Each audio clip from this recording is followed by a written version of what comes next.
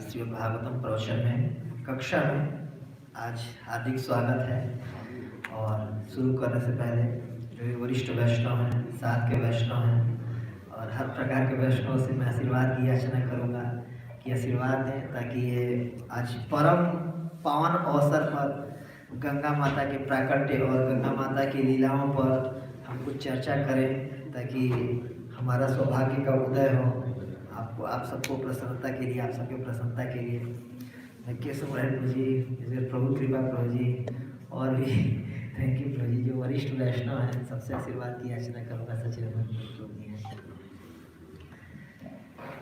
तो आज बहुत ही पावन दिन है और आज के दिन जो गंगा जी हैं, गंगा देवी, गंगा माता, वो समुद्र से मिली थी और समुद्र से मिलने के उत्सव में या उसके प्रसन्नता में, खुशी में कह सकते हैं, गंगा सागर मेला आज होता है और बहुत मात्रा में, बहुत ज़्यादा मात्रा में श्रद्धालु लोग जाते हैं और गंगा जी में वहाँ स्नान करते हैं। और अभी भी मतलब यह है सुविधा जा करके स्नान करने का और लाखों की संख्या में वहाँ पर आते हैं।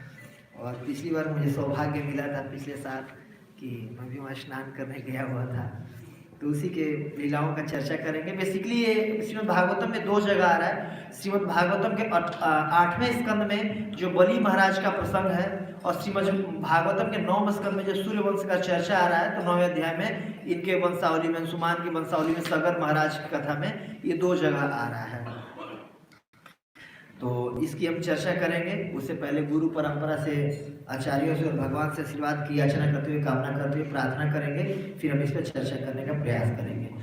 ओम अज्ञानतिमिरन्धस्य ज्ञानाञ्जनशलाकया चक्षुरुन्मीलितं येन तस्मै श्रीगुरुवे नमः।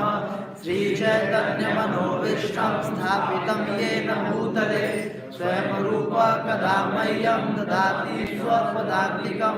वन्देऽहं श्रीगुरोः श्रीयुतापदकमलं श्रीगुरुन् वैष्णवांश्च श्रीरूपं साग्रजातं रघुनाथामृतं तं सजीवं साद्वैतं सावधूतं परिजनसहितं कृष्णचैतन्यदेवं श्रीराधाकृष्णपादान् सहगणललिता श्रीविशाखामिताश्च।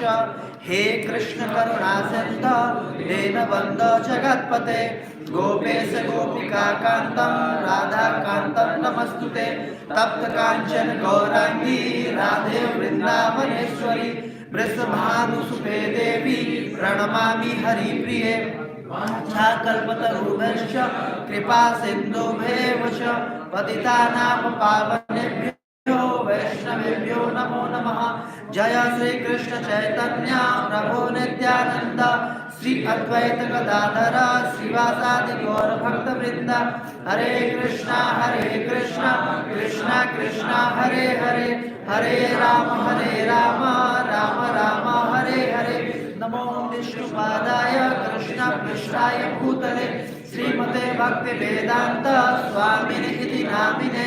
नमस्ते सरस्वते देवे गौरवाणी प्रचारिणे निर्विशेष शून्यवादी पाश्चात्य देशतारिणे।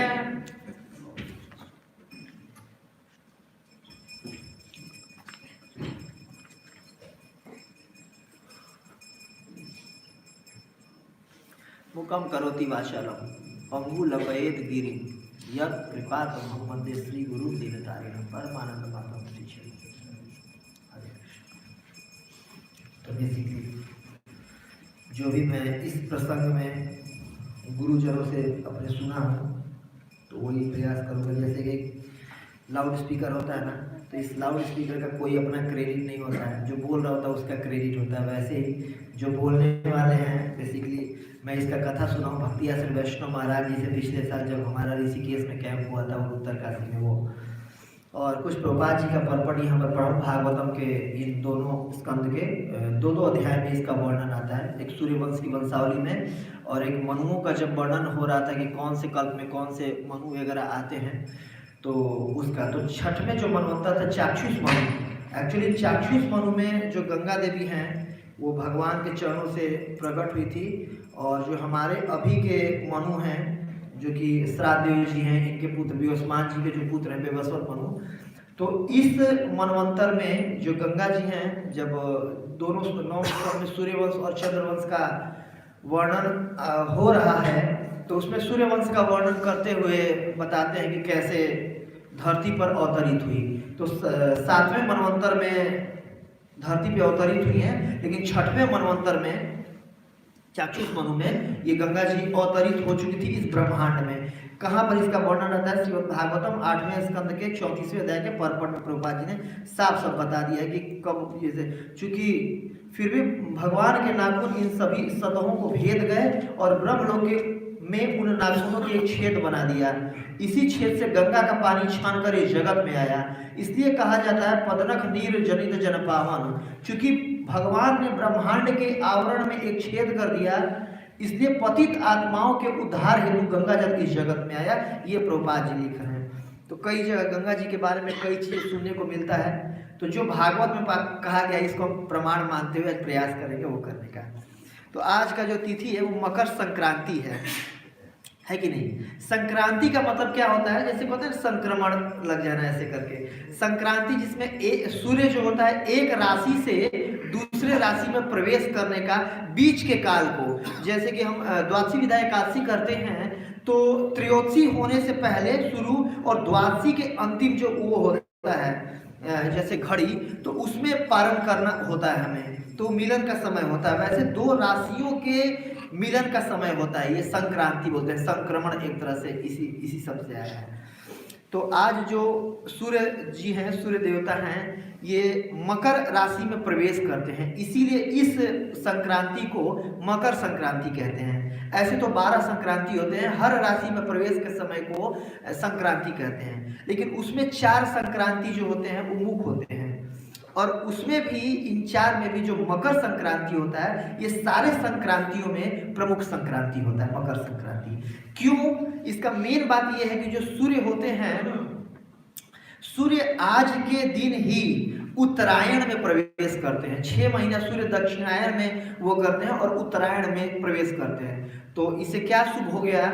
इससे ये शुभ होता है कि हमारे जैसे कि हम पृथ्वी लोक पर, यहाँ पर भूलोक पे रह रहे हैं, और ऊपर स्वर लोकों में जैसे कि जो सूर्य मूव कर रहे हैं, तो हमारा 6 महीना हमारा 6 महीना उनके देवलोक में 12 घंटे के बराबर होता है। और दूसरा हमारा 6 महीना, जैसे उत्तरायण का 6 महीना 12 घंटे और दक्षिणायन का 6 महीना 12 घंटे। तो जो उत्तरायण का 6 महीना होता है, इसमें स्वर्ग लोकों में दिन होता है, जब दिन होता है तो सारे देवता जगते हैं। तो इस संक्रांति के काल में सारे देवता जगते हैं और जगते के साथ साथ सब लोग पहले अच्छे क्रियाएं करते हैं। जैसे हम लोग सुबह में जगते हैं तो जपा करते हैं सवेरे सवेरे, तो सारे देवता भी सुबह सुबह जब उठते हैं तो भगवान को प्रसन्नता करने के लिए अच्छी क्रियाएं करते हैं। तो अभी बहुत पावरफुल दिन होता है, ये बहुत पावरफुल टाइम होता है देवताओं को प्राप्ति करने का या स्वर्ग लोक आदि की प्राप्त करने का, लाभ प्राप्त करने का। पूरा ब्रह्मांड के वायुमंडल जो होता है बहुत पवित्र हो जाता है। और दक्षिणायन के 6 महीना जो कि स्वर्ग लोकों आदि लोकों में रात्रि होता है, तो रात्रि के समय देवता लोग विश्राम करते हैं। हमारे जैसे देवता लोग नाइट ड्यूटी नहीं करते हैं, जैसे हमारे यहाँ डे नाइट का ड्यूटी होता है, तो विश्राम करते हैं, जिससे कोई भी जैसे शुभ चीज मतलब लोग करने से वो करते हैं। और इसके बाद लगन भी बहुत तेजी से चालू हो जाता है, विवाह वगैरह का जून जुलाई तक लगन खुल जाता है शादी वगैरह का। और ये हाँ देवता लोग के दिन होने से इसीलिए जो भीष्म पितामह नॉर्मली आप देखिए मोक्षदा एकादशी के दिन भगवान ने गीता सुनाया है, उसी के 10वें दिन पहले दिन गीता सुनाया, 10वें दिन लगभग वो बाणों की सैया पर लेट गए। लेकिन इतने दिन तक वो इंतजार किए थे कि जब उत्तरायण आएगा सूर्य का।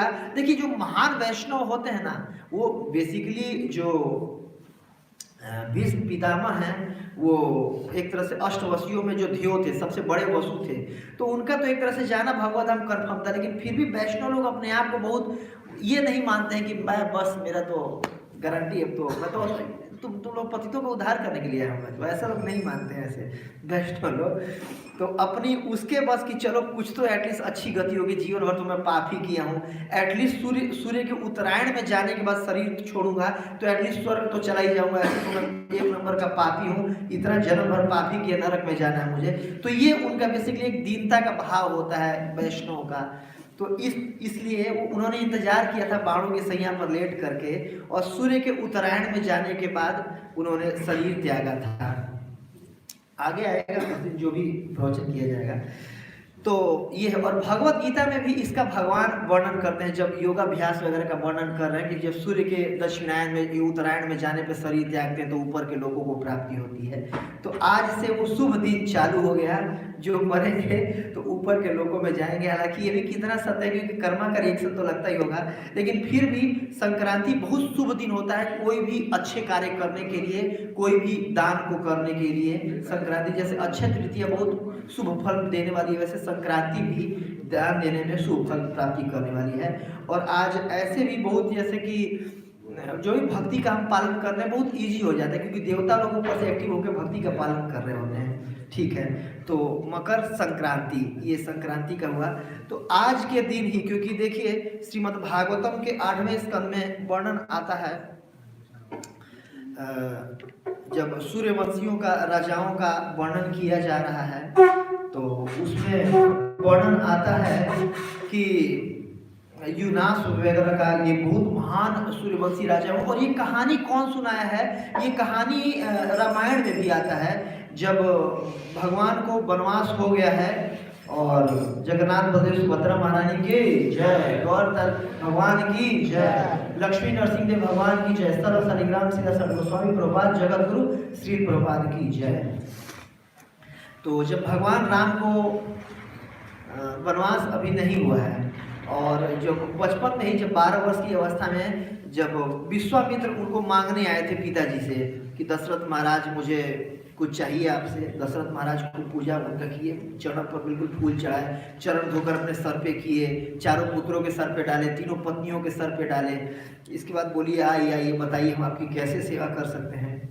तो बोले हाँ सेवा ही लेने आया हम, कोई दिक्कत नहीं है। तो बोले क्या सेवा कर सकते हो? बोले कि अपने दोनों पुत्रों को दे दो। और ये सुनते बिल्कुल दशरथ महाराज के बोले कि आप क्या बताइए, मैं आपके साथ चलना है क्यों, मतलब पूछे। बोले कि बहुत ज्यादा असुर लोग वो सता रहे हैं और बस आपके 2 पुत्र चाहिए। उनको लगा कि बताओ 2 पुत्र मेरे 12 साल के हैं, अभी अच्छे से धनुष चलाना भी नहीं सीखे हैं, मैं चलता हूँ आपके साथ, सारे पुत्र मतलब असुरों को मार दूंगा। मना कर देते नहीं आपको पुत्र ही चाहिए, कोई दिक्कत नहीं, अछौड़ी सेना भेज देता हूँ। बोले कोई नहीं चाहिए, बस 2 पुत्र ही चाहिए। अब तो देने को तैयार भी नहीं हो रहे थे दशरथ महाराज, लेकिन मना भी नहीं कर सकते थे, तो किसी तरह से दे दिए। वशिष्ठ जी बोले कि नहीं इनको दे दीजिए। तो जब लेके जा रहे थे सरयू पार करा के, जब गंगा पर, जैसे बक्सर में आज के जो बिहार का जो बक्सर नामक जगह है वहीं पर उनका आश्रम था, तो गंगा पार करके ले जाना था। तो जब गाजीपुर की तरफ गंगा पार कर रहे थे तो उन्होंने बताया था, गंगा जी की स्टोरी बताया था कि तुम्हारे पूर्वजों ने ही लाया है इनको, गंगा जी को धरती पर। फिर रामायण में उनको स्टोरी सुनाई कि कैसे आपके पूर्वज जो गंगा जी को धरती पर ला दिए जन के कल्याण के लिए। तो 2 जगह और ये 3 जगह मेरे नॉलेज में गंगा जी के अवतरण का कथा आता है शास्त्रों में। तो एक बार की बात है, जो बाहुक महाराज थे, सूर्यवंशी राजा थे, उनकी 1000 वो थी पत्नियां थी और किसी पत्नी से कोई पुत्र नहीं हो रहा था। तो जंगल में चले गए सारी पत्नियों को लेकर के, चलो ऐसे भी कुछ यहाँ होना नहीं, पुत्र मिल नहीं रहा, उधर ही कुछ तपस्या करेंगे, कोई ऋषि महर्षि खुश हो जाएंगे, कुछ आशीर्वाद दे देंगे, लो सेव खा लो, वो हो जाएगा। ऐसे होता था पहले उसमें।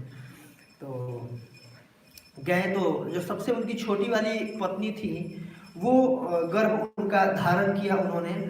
तो जो बाकी के 9999 रानियां थी उनको द्वेष होने लगा, ओ अब ये तो इसको संतान होगा, और जब इनको संतान होगा तो राजा इन्हीं से प्रेम करेंगे और हमें तो दासी के समान समझेंगे, हमारा इज्जत ही घट जाएगा, वैल्यू घट जाएगा।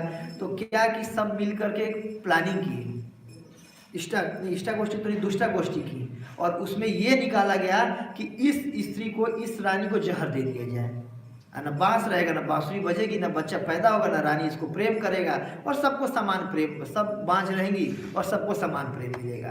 तो इस तरीके से उनकी माता जी को जहर दे दिया गया, और जहर दे दिया क्योंकि वहाँ पर एक ऋषि के आशीर्वाद से वो पुत्र जन्मने वाला था।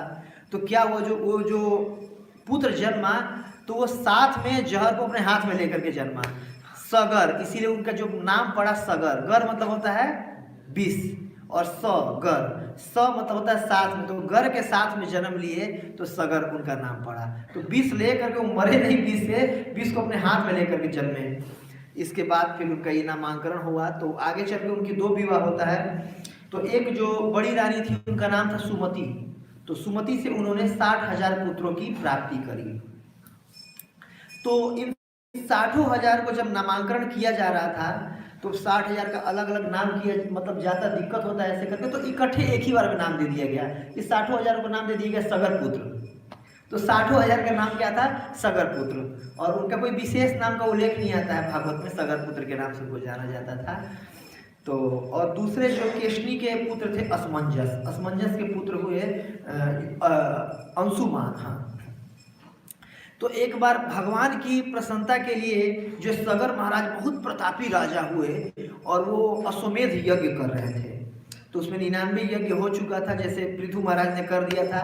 100वां की बारी जब आई तो बिल्कुल अब भगवान इंद्र का दिमाग खराब होने लगा। भाई ये जब सतक्रतु हो जाएंगे, ये भी 100 अश्वमेध कर लेंगे तो मेरा कुर्सी वो हो जाएगा, सारा खेल कुर्सी का। ये पता ही उतने बड़े बड़े लोगों में भी लोग कुर्सी के पीछे वो करते हैं, डर जाते हैं। और इंद्र का तो खैर कई बार शास्त्रों में आवाज आता है, शास्त्रों में कई बार वर्णन आता है। तो इंद्र क्या किए, कई बार अश्वमेध यज्ञ में एक घोड़ा छोड़ा जाता है कि जिसको भी मेरे यज्ञ करने से, अश्वमेध यज्ञ वही व्यक्ति कर सकता है जो पूरी पृथ्वी का एकमात्र सम्राट हो।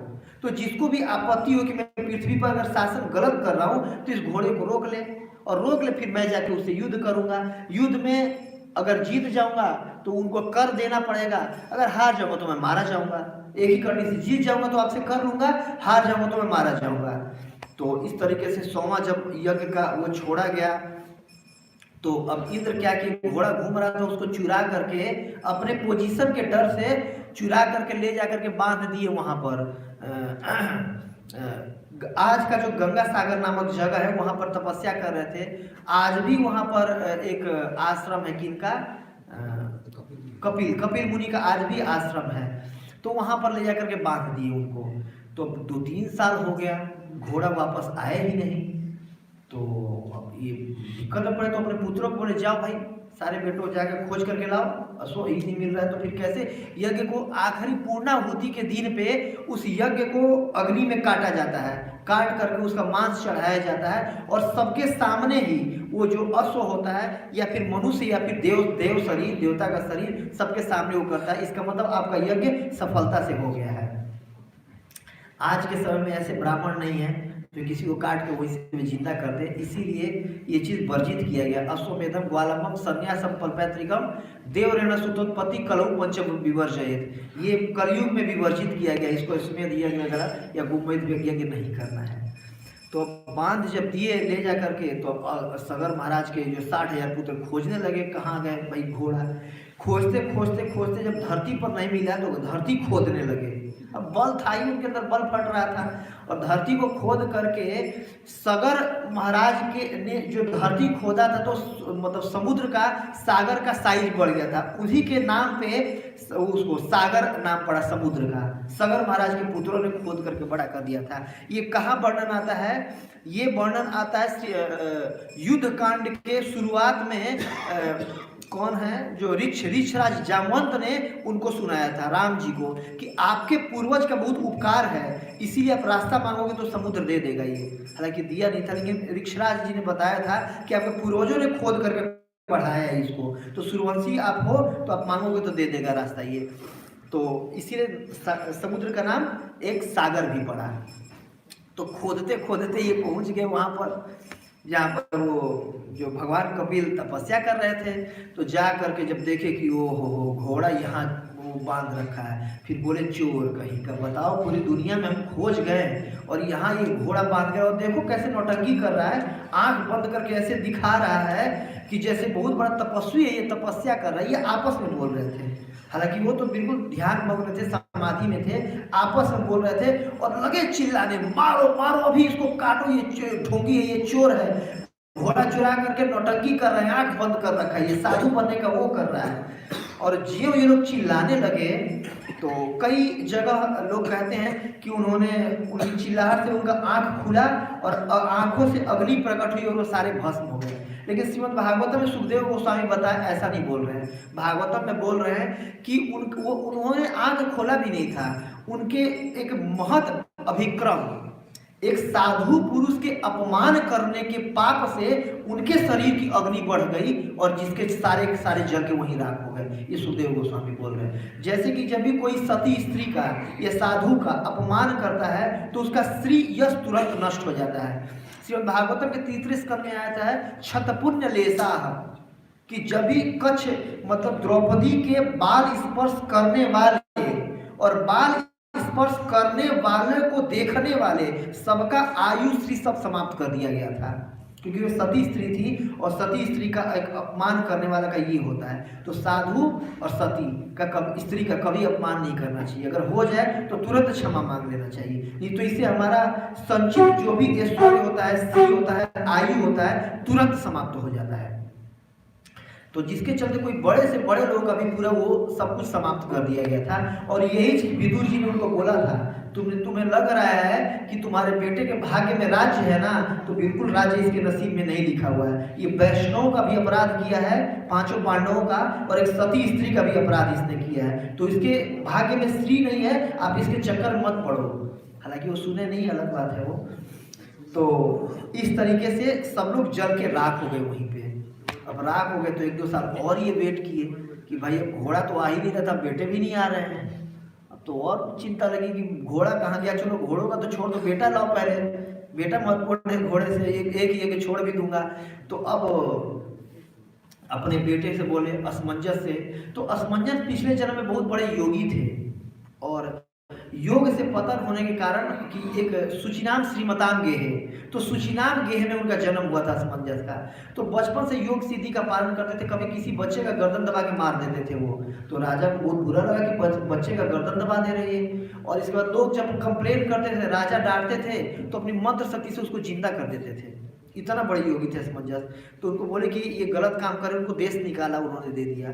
तो उनका पुत्र जो थे अंशुमान, उनको आज्ञा दिया गया, जाओ बेटा इतने अछोड़ी सेना लोग खोज करके आओ, तुम्हारे चाचा लोग कहाँ गए और मेरा घोड़ा कहाँ गया।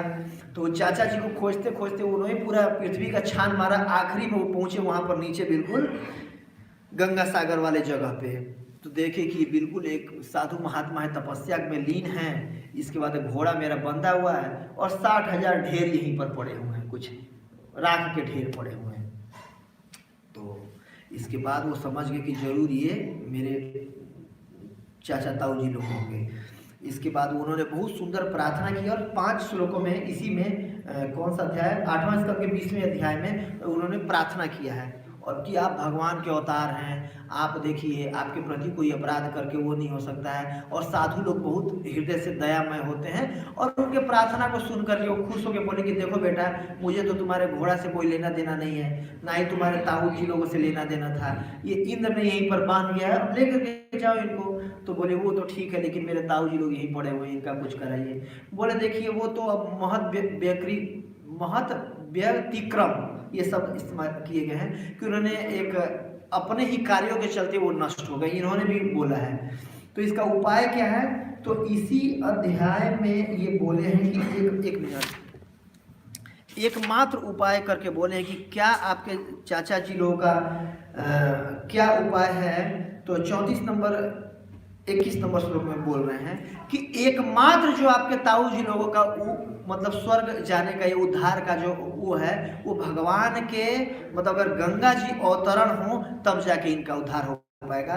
क्योंकि इन्होंने मतलब ये साधु की वो किए हैं, अपराध करके मरे हैं। तो गंगा में स्नान करने से, क्योंकि गंगा का अगर पूजा करते हैं तो अपराध भी क्षमा होता है हमारा।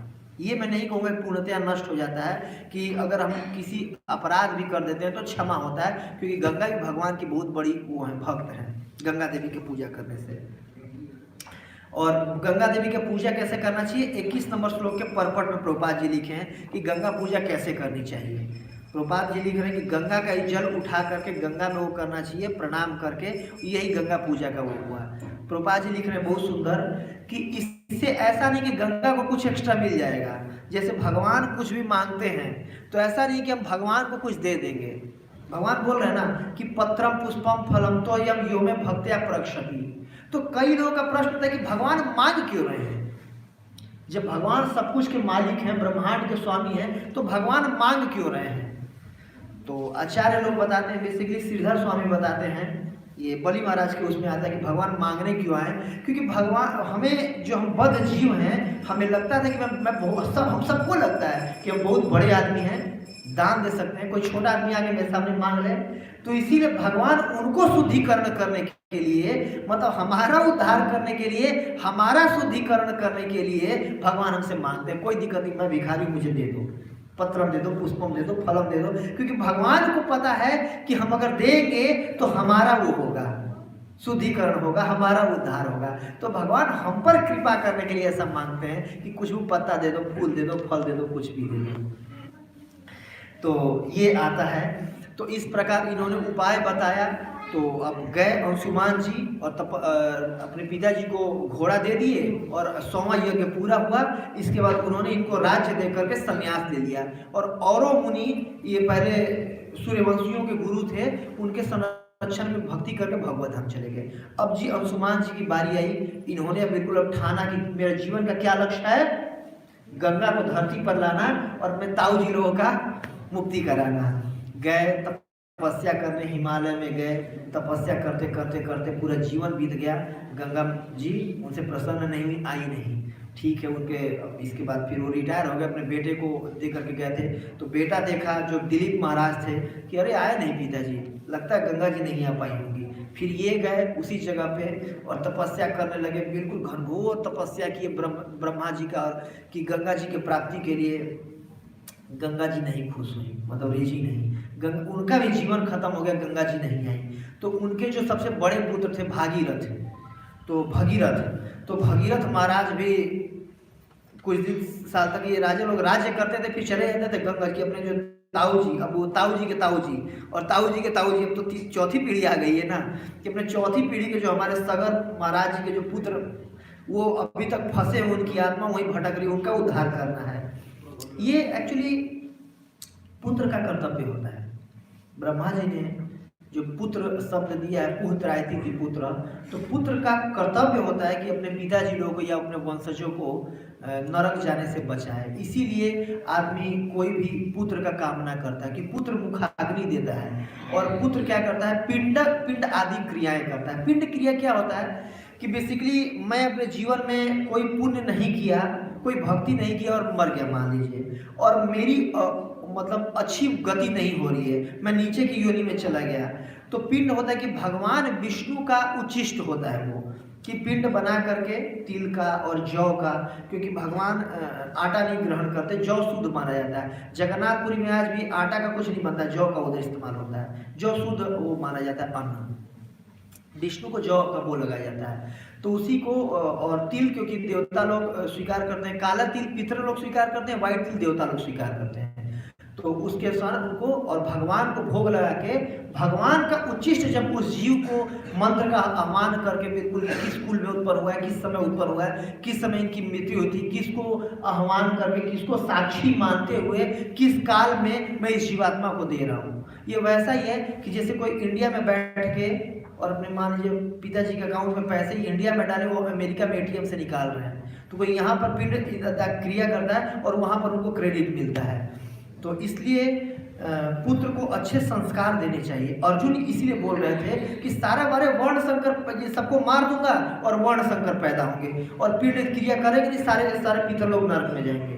तो वो भी बहुत चिंता में थे कि पिंड दान वगैरह करना बहुत जरूरी होता है और हमें करना चाहिए। सन्यासी को पिंड दान की आवश्यकता नहीं पड़ती है, बाकी सबको। कई बार हम भक्ति में आ जाते हैं, सोचते हैं कि ये सब क्रिया, अरे ये सब तो वो है, वो नहीं करना चाहिए, करना चाहिए। आप देखिए भीष्म पितामह जब ने सब शरीर छोड़ा है तो युधिष्ठिर महाराज उनके लिए पिंड दान आदि क्रिया कर रहे हैं, तो सुखदेव गोस्वामी बोल रहे हैं कि सबको करना चाहिए। भीष्म पितामह की गारंटी है कि भगवत धाम गए, फिर भी उनकी पिंड दान क्रिया कर रहे हैं। तो हमें भी करना चाहिए इन क्रियाओं को, ताकि जो भी हमारे पूर्वज हैं उनको लाभ मिले।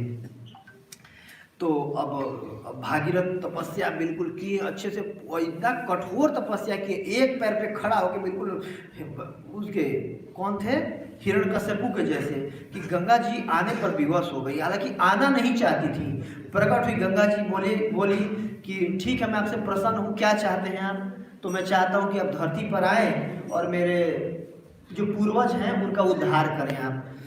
तो और ये भगवान कपिल ने बताया है कि आपके आने से ही वो हो जाएगा, उद्धार हो जाएगा। इन्होंने बताया कि भगवान ने क्योंकि बोला है इसलिए मैं तपस्या करने आया हूँ। तो गंगा जी बोली कि ठीक है, वो तो ठीक है मैं आ जाऊंगी, लेकिन मेरे 2 प्रॉब्लम है, उसको सॉल्व करोगे तब। तो इसी अध्याय का 17-18 श्लोक में बोल रही है, अपना प्रॉब्लम गिना रही है गंगा जी। गंगा जी का पहला प्रॉब्लम क्या था कि मैं धरती पर अगर आऊंगी और सारे पापी लोग, मेरे जैसे पापी लोग जा करके नहाएंगे गंगा जी में और नहा करके अपना पाप मुझ में छोड़ देंगे, तो उनके पाप से मैं दूषित हो जाऊंगी, तो ये तो मैं बिल्कुल पापों का मेरे पे भंडार लग जाएगा। तो इसका कुछ उपाय करो कि मेरा भी पाप हटे। बोले कोई दिक्कत नहीं माता। इस पहले उनका प्रॉब्लम का सॉल्यूशन देते हैं कि जब भी कोई बड़े साधु संत जो तीर्थी कुर्वंती तीर्थानि स्वंतस्थेन गदावृता, कि जो अपने हृदय में भगवान को लेकर धारण करके चलते हैं, जैसे श्रील प्रभुपाद जी जैसे महान भक्त अगर गंगा जी में स्नान करेंगे तो वो महान भक्त जो होंगे आपके पाप को ले लेंगे और आपको शुद्ध कर देंगे। ये भक्तों का महिमा, और मतलब एक श्लोक तो पूरा भक्तों की महिमा में सुखदेव गोस्वामी ने बोल दिया है। इसके बाद कहीं भी ऐसा प्रसंग आता है भागवत में, अगर देखते हैं ना, तो सुखदेव गोस्वामी तुरंत या भगवान की महिमा या भक्त की महिमा प्रसंग से हट करके एक श्लोक बोल देते हैं। तो भक्त की महिमा बताए हैं सुखदेव गोस्वामी कि वो गंगा को भी शुद्ध कर देते हैं। क्यों? क्योंकि हृदय में उनके तीर्थी कुर्वंती तीर्थानि, तीर्थ को भी भक्त लोग तीर्थ बना देते हैं। तीर्थ और धाम में ये अंतर होता है, धाम जहाँ पर भगवान प्रकट हुए हैं या भगवान का घर, और तीर्थ जहाँ पर शुद्ध भक्त गए हैं और कोई एक्टिविटी की है, भक्ति की है, ऐसे वो तीर्थ। क्यों? क्योंकि भगवान के शुद्ध भक्तों के हृदय में भगवान विश्राम करते हैं, तो उसके चलते जगह तीर्थ बन जाता है। दूसरा क्या प्रॉब्लम था कि मैं इतने ऊपर से ब्रह्मलोक से जब गिरूंगी इतना प्रचंड वेग से, तो धरती की क्षमता ही नहीं कि मेरे वेग को रोक पाए और मैं धरती को फाड़ करके पाताल में चली जाऊंगी। तो क्या फायदा? आपको पूर्वज होगा तो कुछ हो नहीं पाएगा, कि जहां गिरूंगी वहीं पर फाड़ के मैं नीचे चली जाऊंगी पाताल में। तो भाई ये भी बिकट समस्या था। बोले ठीक है मैं भगवान शिव से वो करूंगा, उनको प्रसन्न करूंगा और वो आपके वेग को रोक लेंगे। बोले ठीक है जाइए शिव जी को लाइए। तो आए, शिव जी को तपस्या किए, और शिव जी का नाम आशुतोष है, बहुत जल्दी प्रसन्न हो जाते हैं। शिव जी प्रसन्न हो गए, ठीक है बोल दो गंगा जी को आने के लिए। तो गंगा जी को भी बहुत ज़्यादा कॉन्फिडेंस था कि मैं इतनी बेग से गिरूंगी तो मतलब कैसे कोई मेरे बेग को कंट्रोल कर सकता है। और शिव जी बोले कोई दिक्कत नहीं, आप उनको बोल दो कि जितना बेग हो उनका बेग करके आ जाए। जैसे कुछ साल पहले एक बार केदारनाथ की तरफ गंगा जी का एक धारा फटा था, तो देखिए कैसा बिल्कुल प्रलय टाइप का आ गया था, इतने लोग मारे गए थे, बिल्कुल डूब गया था शहर का शहर। वैसे पूरी की पूरी गंगा वो गिरने वाली थी। अब सोचिए कितना ज़्यादा बेग होगा। शिव जी बोल दिए कि ठीक है, आप उनको बोलिएगा यहाँ पर लैंड करें वो, और यहीं पर मैं खड़ा हूँ। और शिव जी आए और जटा में, खुले जटा में उनको पूरा गंगा जी आई यहाँ पर, और उनको क्या किए, जटा से हिला करके पूरा बांध लिए। और बांध करके इतना प्रसन्न हुए शिव जी, इतना प्रसन्न हुए। क्यों प्रसन्न हुए? कि गंगा जी कौन है? भगवान के चरण धूलि है, चरणोदक है, क्योंकि परम वैष्णव हैं। तो इसलिए शिव जी को बहुत प्रसन्नता महसूस हुई कि भगवान का चरण धूलि मुझे अपने मस्तक पर लेने का मौका मिल गया है। और एक बार और शिव जी ने ऐसा किया था, जब नंद भवन के पास जा करके, आशेश्वर महादेव का आज भी मंदिर है, दर्शन करेंगे नंद भवन के पास में। वो आशा में बैठे हुए थे कि दर्शन मैं कृष्ण का कर पाऊंगा। और जब मैया यशोदा ला करके जब भगवान के चरण कमल, भगवान खूब रोने लगे, चुप ही ना हो बिल्कुल। तो लगता है कि उस साधु कुछ कर दिया होगा, ये भूत लग गया है, बच्चा इसलिए रो रहा है। तो बोले कि हम उस बाबा से झड़वाने के लिए, और वो साधु का भेष बना करके शिव जी गए हुए थे। तो जब उनके बोले कि मेरे जटा में जड़ी है, और ये जटा में जड़ी स्पर्श करते ही बच्चा रोना बंद कर देगा। और भगवान भी जानबूझ के रो रहे थे, वो भी अपने शुद्ध भक्त को देना चाहते थे कृपा। और जड़ी जटा में सर पे टच करवाए, बिल्कुल शिव जी इतना प्रसन्न हो गए, भगवान का चरण धूलि अपने सर पर ले करके। तो ये दूसरा ऐसे केस आता है। अब शिव जी तांडव करने लगे, बिल्कुल खुश हो गए, नाचने लगे। और भगीरथ को टेंशन पड़ गया कि बताओ मैं बुलाया था अपने पितरों का वो करने के लिए, और ये अपने सर में ले करके खुश होकर नाचने लगे। फिर से दोबारा उनको वो किए, तपस्या करके खुश किए कि हे शिव जी, मतलब मैं इसके लिए नहीं लाया था गंगा जी को, इतना मेरे कई पूर्वज मारे गए, जीवन लगा दिए, इसके बाद कितने मेहनत से गंगा जी है उसको अपने सर में कैद कर लिया आपने। तो इसके बाद उन्होंने 5 धारा, एक लट निकाला जिससे 5 धारा उत्पन्न हुई, और 5 क्षेत्र में वो बहती हैं। तो उसमें से एक धारा को लेकर के, और तीव्र चलने वाले रथ पर बैठ करके आगे आगे चलना शुरू किए बिल्कुल तीव्रता से।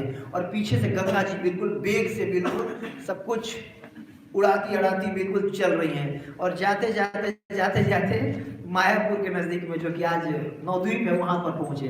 तो वहाँ पर आश्रम था, एक बहुत बड़े साधु थे, जन्नू ऋषि का आश्रम था। और गंगा जी इतनी वेग से आ रही थी कि सारा उनका दंड कमंडल लेकर के सारा बहा करके ले गई। अब जब आवाज बिल्कुल हो रहा था तो उनका आँख खुला, तो देखिए वो भाई साहब, एक बहुत बड़ा पानी का स्रोत आ गया, यहाँ से कहाँ से ये पानी आ गया, आज तक तो ये पानी था नहीं। तो वो तीव्र उससे जान गए कि अच्छा ये गंगा है। बोले अच्छा, गंगा का इतना मजा है। वो उठाए और उनको ऐसे पी गए पूरे गंगा जी। अब लिए, अब बिल्कुल तेज वेग से आगे आगे रथ जा रहा है, और रथ बिल्कुल आगे आगे जा रहा है। आगे जाके कई किलोमीटर तक रुक के देखिए आवाज नहीं आ रहा है, पीछे घूम के देख लो, पानी नहीं आ रहा तो आवाज कहाँ से आएगा। अब फिर पीछे कहाँ रह गई गंगा, कहाँ अटक गई, पीछे आए खोजने के लिए, देखे कि अच्छा यहाँ तक तो ये निशान है हर चीज उड़ाती पड़ाती का, इसके बाद आगे निशान ही नहीं है। तो कहाँ गई अचानक, देखिए धरती में तो नहीं समा गई। तो वहीं पर एक साधु तपस्या कर रहे थे, यही जन्नू मुनि। तो इनको प्रणाम करके पूछे कि यहाँ गंगा आ रही थी, आपने देखा क्या? तो बोले देखा, मेरे दंड का मंडल उड़ा दी, मैं पी गया। बड़ा उनको आश्चर्य हुआ, एक तो शिव जी थे और दूसरे ये साधु, बताओ गंगा ही पी लिए भाई इसने। इसका फिर प्रणाम, कुछ बोले भी नहीं। जब इसकी इतनी क्षमता है कि पूरी गंगा को पी सकता है, मैं कुछ बोल दूंगा तो अभी श्राप और देके भाई भस्म कर देगा। प्रणाम किए, दंडवत प्रणाम किए, वो किए कि देखिए मैं गंगा जी को ला रहा था, और अपने पूर्वजों को उसके लिए देखिए छोड़ दीजिए, गंगा माफ कर दीजिए, मेरे से गंगा जी को कोई गलती नहीं, मेरे से गलती हो गई थी, मैं गलती रास्ते से ला दिया। बोले ठीक है। तो फिर से उनको गंगा जी को उन्होंने अपने जान से उत्पन्न कर दिया। इसीलिए इसमें मुनिवर करने आया था ना, कि मुनि के कन्या, तो जानू देवी का कन्या के चलते गंगा जी का एक नाम जाह्नवी पड़ा। हम गाते हैं ना, जानवी तट बने, गाते हैं ना सामने गौर आरती में, तो ये जाह्नवी उनका नाम पड़ा। तो फिर बेचारे निकाले तो गंगा जी आगे बढ़ी और वहां जा करके क्या कि सगर महाराज के जो पुत्र के वहां पर अब इतने युग बीत चुके थे कि वहां पर उनका राग तक ढेर तक नहीं था।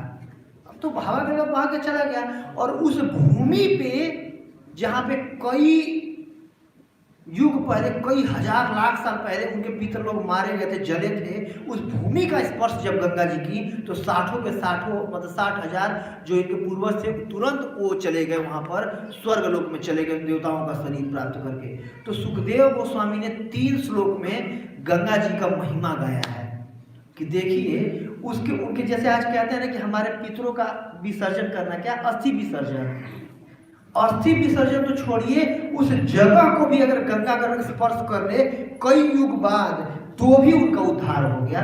गंगा जी इतना ज्यादा महिमा है, तो उसका क्या कहा जाए जो नित्य गंगा में स्नान करता है या जो नित्य गंगा का पूजा करता है या जो नित्य गंगा जी का नाम ले लेता है, उसका क्या कहा जाए, ये बोल रहे हैं सुखदेव गोस्वामी। और क्योंकि आज ही के दिन जो गंगा जी थी अपने सुप्रीम डेस्टिनेशन जो कि सागर में जाकर के मिली थी, और तो ये विशेष उपलक्ष्य मनाया जाता है। और सबसे बड़ी बात जो आज के दिन गंगा के अवतरण का कथा सुनता है उसकी महिमा सुनिए। मेन काम है कि 1 घंटा इन्वेस्ट किए क्या मिला। तो आज के दिन जो गंगा अवतरण का कथा सुनता है वो सहस्त्र बार गंगा स्नान और गंगा पूजा का उसको फल मिल जाता है, गंगा अवतरण का कथा सुनने मात्र से। ये इसका श्रुति फल बताया गया है गंगा अवतरण का कथा सुनने का।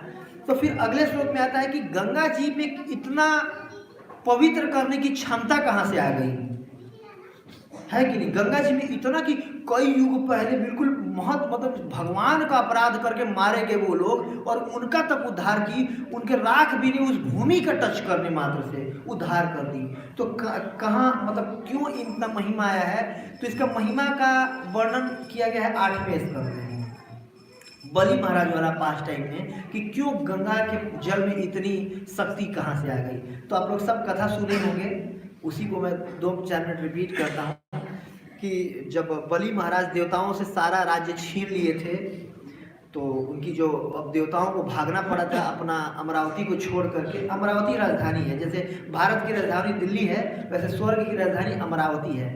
तो अमरावती को छोड़ करके जो पुरंदर महाराज थे इंद्र जी भाग गए, सारे देवता भी भाग गए थे। उनकी जो मम्मी थी बहुत परेशान हुई, कोई बेटा का दिक्कत होगा तो मम्मी को दिक्कत होगा ही। तो जो अदिति जा करके बोली कश्यप ऋषि से कुछ उपाय बताइए, तो उन्होंने पयो व्रत बताया था कि 12 दिन तक दूध पी के व्रत करना पड़ेगा जिससे भगवान आपको पुत्र के रूप में प्राप्त होंगे। और ये मेरे को ब्रह्मा जी से जब मैं पूछा था कि कैसे मैं क्या करके पुत्र की उत्पत्ति करूं, तो उन्होंने पयो व्रत बताया था। तो वैसे जिस भी माता जी लोगों को अगर अच्छा पुत्र की कामना हो, तो एक बार मैं लेक्चर सुन रहा था इसी पे राधा गोविंद महाराज का, तो बता रहे थे कि यहाँ पर कितने बहुत सारी स्त्रियां बैठी हुई हैं माता जी लोग, जिसको भी अच्छा पुत्र की कामना हो तो पयो व्रत का एक बार पालन कर ले जीवन में। ये 12 दिन का बस व्रत होता है, इससे बहुत ये भगवान अगर ना भी जन्म ले तो कोई अच्छा वैष्णव भक्त तो जरूर जन्म लेगा जो आपको उद्धार कर देगा, ऐसे बता रहे थे महाराज जी। महाराज जी बता रहे थे। तो पयो व्रत का इन्होंने पालन किया। 12वें दिन स्वयं भगवान उत्पन्न हुए, वामन देव भगवान, वामन द्वादशी के दिन। और वो जा करके डायरेक्ट गए भृगु कक्ष में नर्मदा नदी के तट पर, जहाँ पर वो यज्ञ कर रहे थे, अश्वमेध यज्ञ, और 100वां यज्ञ चल रहा था। और बिल्कुल भगवान बिल्कुल ट्विस्ट लास्ट में बिल्कुल प्रवेश करते हैं। 100वें यज्ञ के समय गए वहाँ पर उनकी यज्ञ उसमें, और बिल्कुल इतने सुंदर बामन मतलब बौना ब्रह्मचारी बनकर गए। 52 मतलब ये 52, ये 4 है ना, 4, 8, 16 ऐसे करके ये 52 उंगली का जितना साइज होता है उतने साइज था भगवान का, भगवान वामन देव का। तो अब इतने सुंदर बिल्कुल दिख रहे थे भगवान, और देख करके बिल्कुल, और जा करके साम वेद का एक मंत्र पढ़ दिए, और भगवान का जब आवाज सबके कान में गया तो सबका कान बिल्कुल खींचिए, कहाँ से आवाज आ रहा है, इतना मधुर आवाज, आज तो कोई ब्राह्मण इतना मधुर नहीं गाया। जा करके देखे तो एक छोटा सा बच्चा आया हुआ है, आइए आइए, और जनेऊ पहना हुआ है और मेखला वस्त्र धारण किया हुआ है मृग चर्म, तो जरूर ये किसी ब्राह्मण या मतलब साधु का बेटा होगा। आइए आइए आइए, बताइए क्या चाहिए। तो शुक्राचार्य ज्यों देखे भगवान को, ये उनका ऐसे करके भ्रिकुटी तर गई, अरे ये विष्णु है, इसके पास मत जाना, पहले यज्ञ पूरा करो, यज्ञ पूरा करो, इसके बाद मत जाना।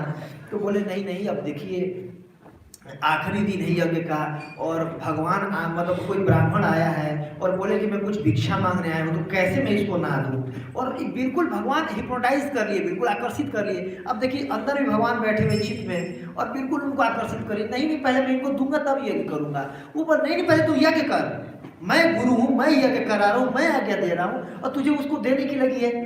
अब शुक्राचार्य जी लगे गुस्सा होने, बोले ना आप मेरे गुरु हैं, लेकिन मैं प्रहलाद का भी मेरे पौत्र हूँ। और प्रहलाद महाराज बोले हैं कि ब्राह्मण को कभी भी अगर याचना करना है तो सारा काम छोड़ करके, अगर मान लीजिए घर में कुछ कार्य कर रहे, कोई अतिथि आ गया भिक्षा मांगने, वो भी अतिथि अगर ब्राह्मण है तो उसको दे करके अपना कार्य करना चाहिए। बाकी ये कौन बोले हैं? बलि महाराज बता रहे कि मेरे दादाजी ने बताया था। और मैं किसका पुत्र हूँ? विलोचन का पुत्र हूँ। विरोचन महाराज प्रहलाद महाराज के बेटे थे। जब देवता लोग उनसे जीत नहीं पा रहे थे तो देवता लोग ब्राह्मण का वेश धारण करके आए, बोले कि क्या चाहिए? तो बोले अपना शरीर दे दीजिए। और वो जान गए कि ये देवता फिर भी अपना शरीर दे दिए, जाओ तुम्हारे लिए अब जीत तो पाओगे नहीं लड़ करके, मैं ऐसे शरीर तुम लोग क्योंकि ब्राह्मण बन के आए हो, और मेरे पिताजी कोई ब्राह्मणों को नाराज नहीं करते थे प्रहलाद महाराज, मैं अपना शरीर दे देता हूँ। तो बोले कि देखो मेरे पिताजी ने दिया, दादाजी ने दिया है, मैं इस ब्राह्मण को पहले दूंगा। शुक्लाचार्य तो बिल्कुल बड़ा वो कर रहे, बिल्कुल ले करके श्राप दे दिए, तू मेरा बात नहीं मानेगा, मेरे शिष्य हो गए, जा सारे स्त्री से नष्ट हो जाए। और इसके बाद भी जब ये श्राप पाके भी बोले कि नहीं दूंगा इस ब्राह्मण को मैं, और संकल्प ले लिए तो कि जो आप कहोगे मैं दूंगा।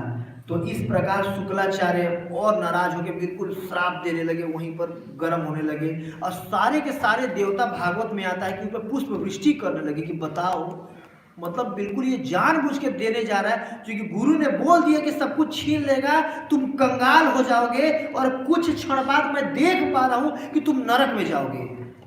और ये सुनने के बाद भी देखो कितना बड़ा दानी है कि ये देने जा रहा है भगवान को। सारे देवता लोग पुष्प वृष्टि किए बिल्कुल। इसके बाद हाथ में वो दे करके तो वो चरण धोए, अपने सर पे डाले। उनकी पत्नी विंध्यावली वो भी बहुत बड़ी भक्त थी, भगवान के चरण धो करके पी। इसके बाद भगवान मांगे कि क्या चाहिए बताइए। तो बोले बस छोटे से मेरे पैर हैं, इसी पैर से 3 पग भूमि नापूंगा। 3 पग भूमि मांगूंगा मतलब ये तो वैसा होगा कि खोदा पहाड़ निकला चुहिया, बोलते हैं ना, कि इतना सब ताम झाम तुम करा लिए, गुरुजी श्राप दे दिए और मांग रहे हो 3 पग भूमि। अरे 3 पग भूमि के लिए मेरे को ये कराने की क्या जरूरत थी, संकल्प कराने की क्या जरूरत? मैं ऐसे कहीं मतलब कहाँ 3 पग नाप के मैं दे देता। तुम देखने में मतलब तो ऐसे बात कर रहे हो साधु, लेकिन सच में बच्चे ही रह गए, अभी बुद्धि विकसित नहीं हुई तुम्हारी। तुम मेरे सामने आए हो, मतलब लोग क्या कहेंगे? लोगों के सामने मेरा अपमान होगा कि एक छोटा सा बच्चे को मांगने नहीं आया तो क्या बलि को देने भी नहीं आया? आए मेरे सामने आया तो कुछ ऐसा मांगो कि दोबारा किसी के सामने हाथ ना फैलाना पड़े, ताकि लोग अगर मेरे से कोई भिक्षा मांगने के बाद कहीं और भी भिक्षा मांगने जाओगे तो लोग कहेंगे अरे यही बलि से भी भिक्षा मांगा था, तो इसे मेरा अपमान होगा, कुछ बड़ा चीज मांगो। बोले देखिए नहीं, बहुत सुंदर सिद्धांत देते हैं भागवत में यहाँ पर वामदेव भगवान, इसको अपने जीवन में हमेशा पालन करना चाहिए, संतुष्टि रहेगी। कि देखिए मैं एक ब्राह्मण भिक्षुक हूँ और अगर 3 पग भूमि मेरे को चाहिए, अगर इतने से मैं संतुष्ट नहीं हुआ तो वो बहुत सुंदर बोलते हैं कि किसी भी एक व्यक्ति को ब्रह्मांड का सारा भी अगर ऐश्वर्य दे दिया जाए भोगने के लिए, या ब्रह्मांड की सारी स्त्रियां का दे दिया जाए भोगने को, और ब्रह्मांड में जो सबसे बड़ी से बड़ी आयु अगर वो भी दे दिया जाए कि इतनी आयु तक सारे ऐश्वर्य के साथ सारी स्त्रियों को भोग करो, एक व्यक्ति का भी मन नहीं भरेगा, कभी मन नहीं भरा जा सकता है। ये बड़ी भगवान सिद्धांत दे रहे हैं कि लगता है कि मैं ये प्राप्त कर लूंगा खुश हो जाऊंगा, मैं ये प्राप्त करके खुश हो जाऊंगा। अरे ये तो छोड़िए, ब्रह्मांड का सारा ऐश्वर्य दे दिया जाए, सारी आयु दे दिया जाए, सारी स्त्रियों भोग करने को दे दिया जाए, ये स्त्रियों को सारे पुरुष भोग करने को दे दिए जाए, तो भी एक भी स्त्री एक भी पुरुष को संतुष्ट नहीं किया जा सकता। ये भगवान बोल रहे हैं जिन्होंने सबको बनाया है। इसीलिए मैं 3 पग भूमि से अगर संतुष्ट नहीं होऊंगा तो पूरे आपके उस धन वैभव से भी नहीं होगा। मैं छोटा बच्चा, छोटे छोटे पैर, देखो देखो ये पैर भी दिखा दिए ऐसे कि छोटा छोटा पैर, इसी से बस नापूंगा। बोले फिर बोले कि देखो आप अपने, मेरा पैर बड़ा है, मैं बड़ा बड़ा पैर से नाप दूंगा, मेरे पैर से ले लो। बोले ना ना, इसी छोटे पैर से चाहिए मुझे। तो इसके बाद बोले ठीक है, ये ब्राह्मण का बच्चा लेकिन हठी भी एक नंबर का है ये। तैयार हो गए, चलो। और जो नापने की बारी आई, एक पग में सारे नीचे के लोग, अतल बीतल सुतल तलातल रसातल महातल जितने भी हैं सारे, और दूसरा पैर उन्होंने उठाया और पूरा ऊपर के लोग, स्वलोक जनलोक महरलोक तपालोक सत्यलोक सारे यक्ष किन्नर स्वर्ग लोग सारा नाप दिए दूसरे पैर में, और नाप करके बोले कि ये तो दोनों पैर में ही हो गया। और जब भगवान का चरण ऊपर जा रहा था, ऊपर जा रहा था, तो इस श्लोक में आया, मैं पढ़ के सुनाता हूँ सुखदेव गोस्वामी क्या बोल रहे हैं। जब भगवान ने अपना दूसरा पग भरा तो उसे सारे स्वर्ग लोग आ गए। अब तीसरे पग के लिए रंच मात्र भी भूमि न बची, क्योंकि भगवान का पग महरलोक जनलोक तपालोक सत्यलोक, यहाँ तक कि सत्यलोक से भी ऊपर तक फैल गया। और वही भगवान का जो चरण ऊपर बढ़ता जा रहा है, और जो ब्रह्मा जी हैं चरण धो करके अपने कमंडलू में रख लिए, वो भगवान की चरण धुरी गंगा जल है। और इसके बाद फिर वो और बढ़ता जा रहा है, मुझे ब्रह्मा जी भी ऐसे करके देख रहे हैं। और पूरा जो ब्रह्मांड का आवरण होता है, आवरण में सबसे पहले जल होता है 100 योजन, 100 योजन से 10 गुना ज्यादा 1000 योजन कौन सा होता है, पृथ्वी होती है, फिर जल, फिर अग्नि, फिर वायु, फिर आकाश, फिर ऊपर इससे ज्यादा 10 गुना ज्यादा मन, फिर बुद्धि, फिर उससे भी ज्यादा 10 गुना ज्यादा मोटा अहंकार का लेयर। और सारा का सारा लेयर फाड़ते हुए भगवान का अंगूठा का नाखून में इतनी शक्ति है भगवान के अंगूठे के कि छेद करके वो पूरा ब्रह्मांड के आवरण को पार करके, और जो बिरजा नदी का जल, जो कारण सागर है, उसका जल भगवान के चरण को धोते हुए, और जो गिरा वो फिर उसको कमंडलू में रख लिया ब्रह्मा जी ने, वो गंगा जल है। क्योंकि भगवान का साक्षात चरण धूलि है, इसलिए उस जल में इतनी शक्ति आ गई कि किसी भी पापी से पापी व्यक्ति के पाप, कितने बड़े से भी बड़ा पाप हो, उसको जला के राख कर सकता है। क्योंकि भगवान की चरण धूलि है, भगवान की पोटेंसी उस जल में आ गया था। क्योंकि जो गंगा जल है इस साधारण भौतिक जगत का जल नहीं है। देखने में लगता है कि साधारण, जैसे कि गुरु को भी हम साधारण मनुष्य समझ लेते हैं कि मेरे गुरु, इनके भी 2 पैर 2 हाथ, ये भी खाते हैं, ये भी मलमूत्र त्यागते हैं, ये भी कपड़ा पहनते हैं, साधारण हुए, मेरे जैसे ही तुम हैं। एक बार प्रभुपाद जी से उनके शिष्य ने कहा था कि Prabhupada, I also chant 16 round and you also used to do chant 16 round, तो मैं और आप तो एक बराबर हो गए, है कि नहीं? मैं भी 16 माला, गुरु जी भी 16 माला, मैं गुरु जी बराबर, है कि नहीं? तो प्रभुपाद जी बोले थे नहीं, मैं और आप बराबर नहीं हुए, आप अभी भक्तों के बीच में हो, परिस्थिति अनुकूल है तो जाके 16 माला कर पा रहे हो। और प्रभुपाद जी ने ये दिया था, मैं पढ़ा तो नहीं, सुना हूँ मैं, कि प्रभुपाद जी बोले थे कि मैं अगर सहस्त्रों नग्न स्त्रियों के बीच में भी बैठ कर की तरह ध्यान पूर्वक जप कर सकता हूँ, आप नहीं कर सकते। तो ये डिफरेंस है आपके और मेरे। तो वैसे ही साधारण जल, सुखदेव बुद्ध पंख आया है ना उपदेशामृत के 6वें श्लोक में, गंगा जल की महिमा गाया गया है, जो कि उपदेशामृत में ये रूप गोस्वामी ने गाया है। तो साधारण जल देखने में लग सकता है गंगा जल, लेकिन वो कारण सागर का जल है, स्पिरिचुअल जल, स्पिरिचुअल वर्ल्ड का जल है गंगा जल। इसके लिए गंगा जी का इतनी महिमा है कि मतलब इतनी महिमा है गंगा जी का कि गंगा, शालिग्राम और तुलसी कभी भी अशुद्ध नहीं होते हैं। कोई जाके अगर जैसे मल भी त्याग कोई करके आए, वो भी जल इतना ज्यादा है कि उसको भी सर पे अगर डाल लें तो हमारी सारे पाप मुक्ति हो जाए। इसलिए रूप गोस्वामी कहते हैं कि लोग साइड करके, और गंगा जल में गंदा भी रहता है, वो बरसात के महीने में साइड करके लोग नहा लेते हैं। तो ये गंगा जल की महिमा है। जैसे तुलसी महारानी कभी भी अशुद्ध नहीं होती, शालिग्राम शिला किसी भी अवस्था में शालिग्राम शिला अशुद्ध नहीं होते, वैसे गंगा जल किसी भी अवस्था में अशुद्ध नहीं होते। और ना ही इन तीनों को प्राण प्रतिष्ठा की जरूरत पड़ता है, गंगा जल और तुलसी महारानी और शालिग्राम शिला। क्योंकि शालिग्राम देखने में पत्थर हैं, लेकिन वो भगवान के वो हैं। वैसे तुलसी महारानी देखने में पौधा है, लेकिन 84 लाख योनि में नहीं आती। वैसे गंगा जल देखने में साधारण जल है, लेकिन कारण सागर का जल, भौतिक जगत का जल नहीं है। तो इस प्रकार, इसलिए इस जल में इतनी वो हो गई। और जो तीसरा पग के लिए बस खत्म करूं मैं, श्रीधर स्वामी बहुत अच्छा व्याख्या किया इसका। तीसरा जब पग रखने का कहीं जगह नहीं रखा, तो उन्होंने बोला कि तीसरा पग मेरे सर पे रख दीजिए। तो बोले क्यों, तुम्हारा सर इस पूरे उसमें नहीं आ गया? बोले नहीं। बोले जो बहुत सुंदर एक तर्क दिए बलि महाराज कि धन से ज़्यादा दुगना कीमत धनवान का होता है। अगर जैसे मेरे पास 1 करोड़ रुपये संपत्ति है तो मेरा पर्स 2 करोड़ का होगा, ये मनुनीति बोलता है, मनुनीति के अनुसार। तो धन से दुगना कीमत धनवान की होती है। आप तो 2 पग में मेरे सारे ऐश्वर्य को नाप लिए, ऊपर और नीचे के लोगों को, तो ये 2 पग मेरा जो धन था वो आपके 2 पग के बराबर हुआ। और मैं धनवान, जो मैं धन को पोजेस करने वाला हूँ, मेरी कीमत कितनी है? 4 कदम के बराबर आपके। तो आप 3 कदम मांगने आते, देखिए मैं आपको 6 कदम दे रहा हूँ, मेरे सर पे रखिए और प्रार्थना करते हैं कि हे भगवान, आपने मेरा सब कुछ ले लिया, मतलब मम को भी ले लो। मतलब कहने का मतलब था कि मेरा सब कुछ ले लिया, मम जो मेरा अहंकार है इसको भी आप ले लो, नहीं तो अहंकार मुझे परेशान करेगा।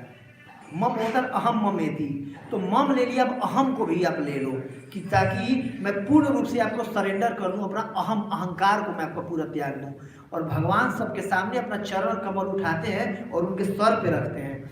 और इस तरीके से जो कि नौधा भक्ति के 9 अंग हैं, उसमें जो आत्मनिवेदनम के आचार्य माने गए हैं बलि महाराज, है कि नहीं? अपना सब कुछ न्योछावर कर दिया उन्होंने भगवान के चरणों में। गुरु मना कर रहे थे, सारे असुर लोग, सारे जो उनका मंत्रिमंडल था, जो राहुल थे, विप्रचित्ति थे, वो थे जितने भी उनके सारे असुर, वो मना कर दिया, अरे हे राजा कर क्या रहे हो, आपका दिमाग खराब हो, क्यों दे रहे हो? और ये जो बोल रहे विष्णु है, तो बोले देखो अगर ये विष्णु है और मेरे से मांगने आया है ये, और अगर विष्णु किसी से कुछ लेना चाहे तो किसी की मजाल है जो रोक सकता है? प्रभुपाद जी की मम्मी उनसे कहा करती थी कि देखो जब 4 लीलामृत में आता है ये, जब 4 हाथ वाला देने पे आ जाए तो 2 हाथ वाला कितना संभाल लेगा? ये जब 4 हाथ वाला अगर छीनने पे आ जाए तो 2 हाथ से आदमी कितना रोक लेगा, है कि नहीं? तो वही बोले थे कि अगर विष्णु है, अगर मांगने आया है तो ये ऐसे ही लेगा, चाहे मैं दूं ना दूं, कुछ करूं। विष्णु के कोई अगर करना चाहे, भगवान विष्णु गुरु जी आप ही बताते हो, और मैं रोक सकता हूं। और अगर ये विष्णु नहीं होगा तो सबके सामने यहीं पर इसको मार के गिरा दूंगा। तो इसीलिए मैं दूंगा, दोनों परिस्थिति में मेरा फायदा मैं दूंगा। और उन्होंने फिर उनका वो दिया था, दे नहीं पाए, आखिरी में उनको बांध लिया गया था। और भगवान जब किसी का सब कुछ छीन लेते हैं ना, भागवतम 10वें स्कंद के 88वें अध्याय में आता है, यस्याहम अनुग्रहामि हरिष्यत धर्म शरय ततो अधनम त्यजन्ति स्वजना दुख दुखित है।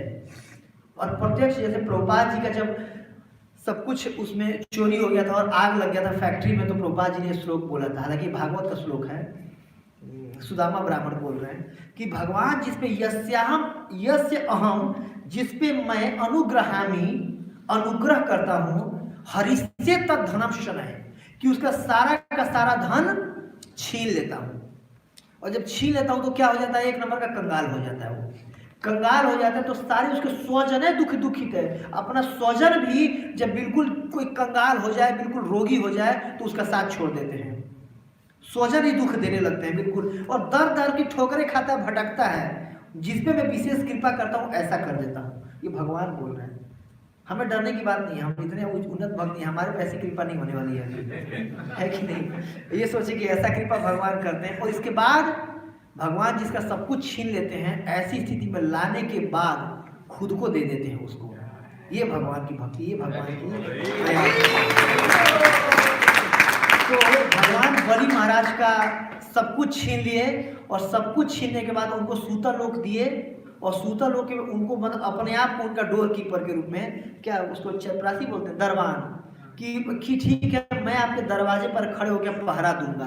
अपना मतलब उनको बलि महाराज का नौकर के रूप में, कि जब तक आप यहाँ पर रहोगे तब तक मैं आपके नौकर के रूप में आपके गेट पे पहरा दूंगा, और जब भी आप चाहोगे मेरा आकर के दर्शन कर सकते हो। एक बार जब रावण आक्रमण करने गया था सूतलोक पे, तो भगवान एक लात मारे थे आकर के यहाँ पर उसने गिरा था। भगवान उनकी उस पर रक्षा करते हैं।